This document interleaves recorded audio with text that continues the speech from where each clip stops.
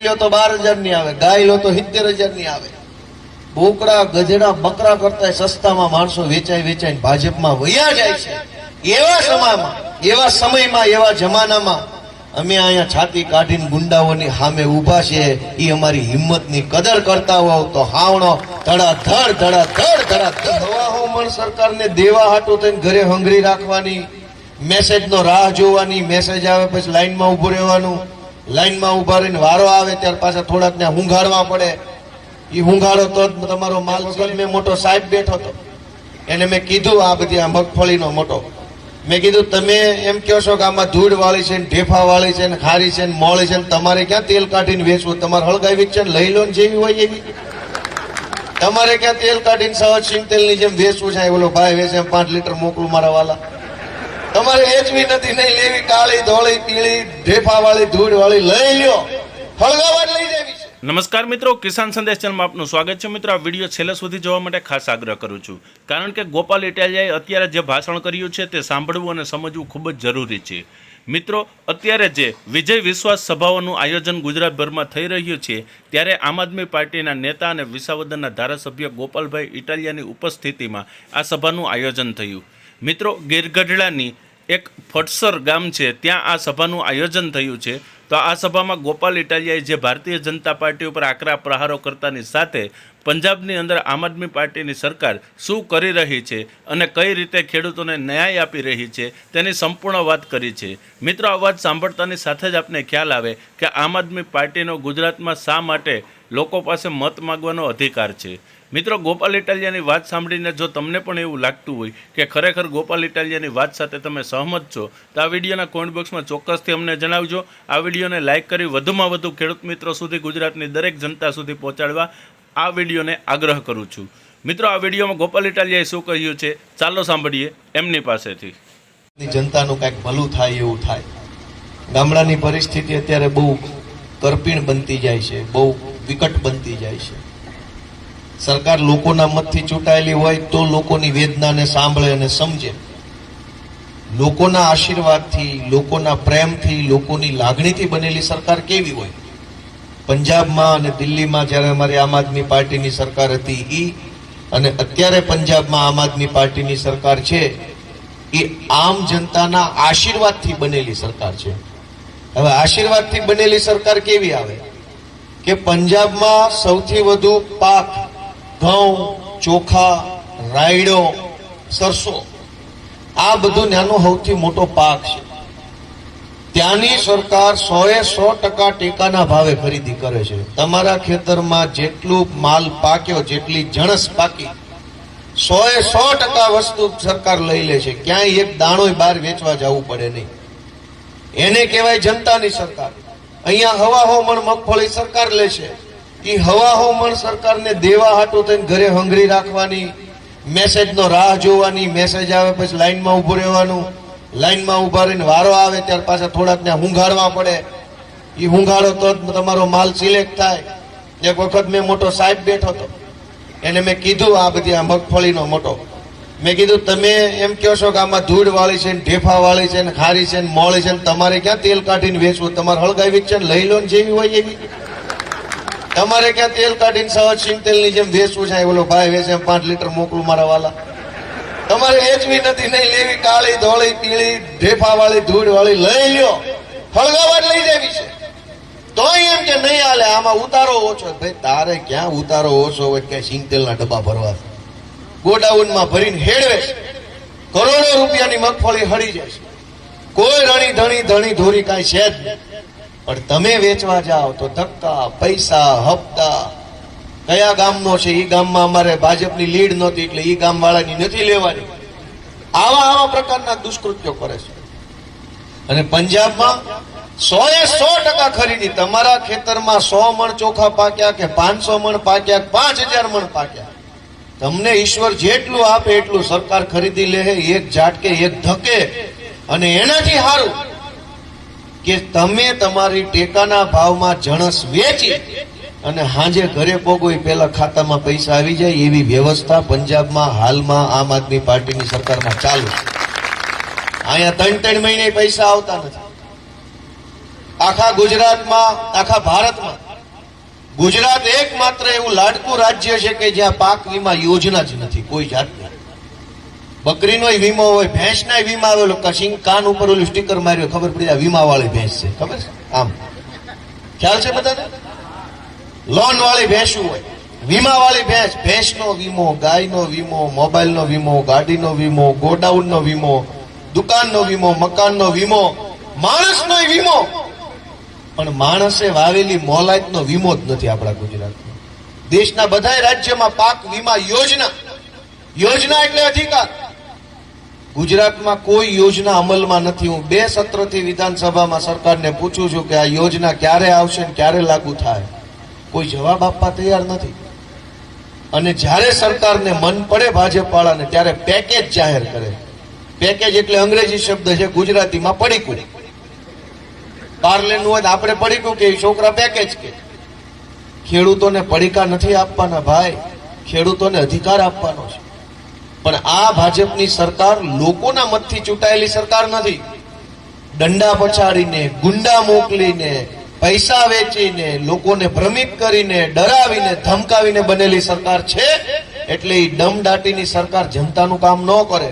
પંજાબની આમ આદમી પાર્ટીની સરકાર લોકોના આશીર્વાદથી બનેલી સરકાર છે. એટલે એ જનતા માટે બધું જ કામ કરે, કેમ કે જનતાએ એમને બનાવેલું છે. અહીંયા આપણે ભાજપને મત આપ્યો હોય, પણ ઘણીવાર બીકમાં આપ્યો હોય, ઘણીવાર જ્ઞાતિના કારણે આપ્યો હોય, ઘણીવાર માથાભારે માણસોના કારણે આપ્યો હોય, ઘણીવાર કેસના બીકે આપ્યો હોય, ઘણીવાર મારા ગામનું કામ નહીં થાય એવી લોભ લાલચ કે એવા શંકા કુશંકામાં આપ્યો હોય.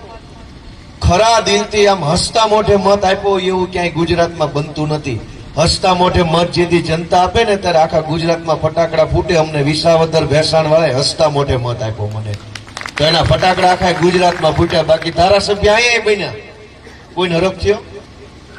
ક્યાંય કોઈ રાજી થયું? ધારાસભ્ય બની ગયા, અરે વાહ સરસ મસ્ત ગુંડો છે એકદમ. કોઈ થયો હરખ? ન થાય. કેમ કે દાબ દબાણથી સરકારો બને છે. જનતાના આશીર્વાદથી સરકાર બને તો જનતા ખુશ થાય. પંજાબમાં આમ આદમી પાર્ટીની સરકાર ખેડૂતોને મફત વીજળી આપે છે. લ્યો, અહીંયા આપણે પેલા ઉધડા કનેક્શન આવતા પેલા ચોપડી વાળા આંકર શું કે છે ને, હોર્સ પાવર આધારિત કનેક્શન આવતું જૂના જમાનાનું, મીટર વગરનું કનેક્શન, સીધું પૂઠું આવે, બાંધ્યું બિલ. વિસાવદરમાં એને પૂઠું કે છે, પછી આમ અમરેલી જાવ તો પાછું એને હોર્સ પાવર કે, ભાવનગરમાં બીજું કે છે. પણ એ બધું ઉધડું ટૂંકમાં, કાંઈ એમાં બિલ જ આવે, કાંઈ ભાઈ એક સરખું બિલ આવે. બાંધ્યા બિલના મીટર આવતા હતા. અનેક જગ્યાએ એવું છે, પેલું વાવાઝોડું આવ્યું, બીજી ત્રીજી ઘટના બની, ક્યાંક તાર તૂટી ગયા, પછી જીબી વાળા દાદાગીરી કરીને કે હવે તમારે મીટર જ લેવું પડશે. બાંધ્યા બિલના મીટરો કોઈને રહેવા નથી દેતા, ગમે એમ કરીને બદલીને ઓલા મીટર વાળા મૂકી જાય છે. અને પંજાબમાં આમ આદમી પાર્ટીની સરકાર છે, હાવ મફત વીજળી આપે છે કે લઈ જાઓ ભાઈ ખેડૂતો, તમારી જ સરકાર છે ને તમે જ મત આપ્યા છે ને આ તમારું છે એમ કરીને લઈ જાઓ. તો તમે મને એમ કહો કે ગુજરાતમાં શું વાંધો? ઉદ્યોગપતિઓને તો બધું મળે છે. મેં હમણાં વિધાનસભામાં મુદ્દો મૂક્યો કે આ ગુજરાતની જે કઈ કંપનીઓ છે એને લાઇટ બિલ કેટલું ભરવાનું બાકી છે. સરકારે મને આંકડો આપ્યો કે કંઈક લગભગ 1500 કરોડ જેટલું લાઇટ બિલ ભરવાનું ખાલી કંપનીઓએ બાકી છે. મોરબીનો અને મારા ખ્યાલથી સુરત, મોરબી અને રાજકોટનો પ્રશ્ન પૂછ્યો તમે કે મોરબી અને રાજકોટ 2 જિલ્લામાં જે કઈ કંપનીઓ છે એને લાઇટ બિલ ભરવાનું કેટલું બાકી છે? 1500 કરોડ રૂપિયાનું લાઇટ બિલ ભરવાનું એનું બાકી છે. અને તમારે 2000 રૂપિયાનું બાકી હોય ત્યાં તો સિંઘમોના સિંઘમો આવે, ગાડીઓના થપ્પા લાગી જાય, 2000 ના બિલમાં 7000 નું ડીઝલ બાળ નાખે. અને એવો તમાશો કરે ગામમાં જાણે આપણે પાકિસ્તાનથી આવીને ચોરીથી મીટર લઈ લીધું હોય, પકડાઈ ગયા હોય રંગે હાથ પાકિસ્તાની મીટર સાથે. હું તમાશો હાલે છે, હું ખેલ હાલે છે, એને બદલવા માટે હું તમારી પાસે વિનંતી લઈને આવ્યો છું કે અમે મહેનત કરીએ છીએ, નાના માણસો છે, ક્યાંક અમારી ભૂલ થતી હોય, ક્યાંક અમારો આવડત ઓછી પડતી હોય તો તમારે અમને ઘડવાના છે, તમારે અમને શીખવાડવાનું છે, તમારે અમને આગેવાન બનાવવાના છે ને આગેવાની હોપવાની છે, એવી વિનંતી કરવા માટે હું આવ્યો છું. આ અમારા બધા ઉમેદવારોને તમે આશીર્વાદ આપી અને ચૂંટણીની અંદર આગળ વધવાની તક આપો એવી મારી લાગણી છે. અને તમારા એક મતથી હું થાય એ કહું કે અમારી પાર્ટીમાં ચૈતરભાઈ વસાવા ધારાસભ્ય છે, તમે બધા લગભગ નામ સાંભળ્યું છે. મજા આવે છે એના કામમાં? હે 4 જણાએ આ પાડી એનો ખૂબ ખૂબ આભાર. વાહેથી બધાએ પાડી. આમ થાય છે, શરૂઆતમાં 4 જણા જ હોય, પછી ઝટકો હરખો આવે છે. મારું એમ કેવું છે કે ચૈતરભાઈ વસાવા જે કામ કરે છે એ બધાને મજા આવે છે કે નથી મજા આવતી? પ્રવીણભાઈ રામ જે કામ કરે છે એમાં મજા આવે છે કે નહીં? આપણા સૌના લોક લાડીલા ઈશુદાન ગઢવી જે કામ કરે છે એમાં મજા આવે છે કે નહીં? હું તો અહીંયા શું જ ઉભો છું, આપણામાં કેમ થાય છે? મજા આવે છે? આ બધા યુવાનો આગેવાનો ગુજરાતની જનતા માટે લડે છે, અવાજ ઉઠાવે છે, જેલમાં જાય છે, એફઆઈઆર થાય છે, તો પાછું પગલું નથી ભરતા. તમે અહીંયા એક ખાવણો ફાટસર ગામમાં દબાવશો ને તો અમારા ઈશુદાનનું, ચૈતરભાઈનું, પ્રવીણનું બળ અને મનોબળ બેય વધશે. એટલા માટે તમારે અહીંયા અમને મત આપવાનો. અમારી પાર્ટીમાં વિસાવદર વિધાનસભામાં ઉભો રહ્યો હું હારી ગયો હોત તો અમારી આખી પાર્ટીનું મનોબળ વધ્યું હોત કે ઘટ્યું હોત? અને ઘટ્યું હોત તો આજે જે ખેડૂતોને, ગામડાના લોકોને એક સારો મજબૂત વિકલ્પ મળ્યો છે એ મળ્યો હોત કે ન મળ્યો હોત? ન મળ્યો હોત. વિસાવદરથી, ભેસાણથી, જુનાગઢ ગ્રામ્યમાંથી લોકોએ અમને મત આપ્યા તો એનો હરખ છે ને આખા ગુજરાતમાં ફેલાણો. ઓલું નથી કેતા મહેંદી તે વાવી માળવેન રંગ ચડ્યો આખા ગુજરાતમાં, એમ એટલે મહેંદી વાવી વિસાવદરમાં મજા આવી આખા મલકમાં કે ભાઈ સરસ માણસ ચૂંટાઈ ગયો છે. પણ તમે અહીંયા મત આપશો તો બીજે નહીં એનો રંગ જાય પાછો કે મેં મત આપ્યો ફાટસરમાં એનો રંગ ચડ્યો વરાછા ગામમાં, સુરત સુધી. એવું નહીં થાય. અને એટલે હું તમને છેલ્લી વાત કેવી છે કે ભાઈ આ બધા નાના માણસો છે, આમાં અમારા કોઈના ખિસ્સામાં કાંઈ પૈસા ન હોય. આ બધું અમે બધા ભાગ બટાઈ કરીને આ બધું લીધું હોય. આ સભા પૂરી થાય પછી વાહે અમારે ઈ પાછો ડખો કરવાનો કે તારે કેટલા દેવાના મારે કેટલા દેવાના. હાવ ગરીબ પાર્ટી છે, પણ તમે અમને આશીર્વાદ આપશો, તમે અમારો હાવણો દબાવશો તો એ વાતની ગેરંટી છે કે તમને ક્યાંય ખર્ચો નહીં થવા દઈએ, 5 વર્ષ સુધી ક્યાંય લૂંટાવા નહીં દઈએ, ક્યાંય તમને ક્યાંય અન્યાય નહીં થવા દઈએ. આજ તમે અમારું હાંચવી લેવો તો 5 વર્ષ અમે તમારું હાંચવી લેશું. કેમ કે લડવાવાળા માણસો છે, સમાજ માટે બોલવાવાળા વ્યક્તિઓ છે. અને આજકાલ સમાજમાં 2 જ પ્રકારના નેતા વધ્યા છે. એક આખા સમાજને ગહી નાખવા વાળા, જ્યાં વારો આવે ને ગહી નાખે, અને એક છે અમારી જેવા ગહાઈ જવા વાળા કે ગહાઈ જાય પણ બીજું વેણ ન બોલે. રાજકારણમાં પૈસા હાટું પાર્ટી બદલનારાનો જમાનો આવ્યો છે અને એની વચ્ચે અમે અમારી પાર્ટી ઉભા છે. અમે પાર્ટી બદલતા નથી. તમે જુઓ 2 લાખ રૂપિયા આપે ને ત્યાં બોકડાની જેમ બેસાઈ જાય છે. માણાની કઈ વેલ્યુ નથી વધવા દીધી. 25,000 માણા વેચાઈ જાય છે. ગધેડો મોંઘો આવે માણા કરતા. અત્યારે ગધેડો લેવા જાવ તો 35,000 નો આવે, હારી બકરી લ્યો તો 12,000 ની આવે, ગાય લો તો 70,000 ની આવે. બોકડા, ગધેડા, બકરા કરતા સસ્તામાં માણસો વેચાઈ ભાજપમાં વયા જાય છે. એવા સમયમાં એવા જમાનામાં અમે અહીંયા છાતી કાઢીને ગુંડાઓની સામે ઊભા છે. એ અમારી હિંમતની કદર કરતા હોવ તો હાવણો ધડાધડ દબાઈ દેજો અને ગંદકી સાફ કરવાની છે. આપ સૌએ આટલી શાંતિથી મારી વાત સાંભળી અને મને એવો વિશ્વાસ છે કે તમે મગજમાં ઉતારી છે આ વાત અને ચૂંટણી મતદાનના દિવસ સુધી યાદ રાખશો એવા ભરોસા સાથે આપ સૌનો ખૂબ ખૂબ હૃદયપૂર્વક આભાર. ભારત માતા કી, ભારત માતા કી, ભારત માતા કી. મિત્રો આ વિડીયો છેલ્લે સુધી જોયો આપનો ખૂબ ખૂબ આભાર. ગોપાલ ઇટાલિયાનું ભાષણ તમને કેવું લાગ્યું છે આ વિડીયોના કોમેન્ટ બોક્સમાં ચોક્કસથી અમને જણાવવા નમ્ર વિનંતી. આવા જ વિડીયો જોવા માટે આ ચેનલને લાઇક, શેર અને સબસ્ક્રાઇબ કરવાનું ના ભૂલશો.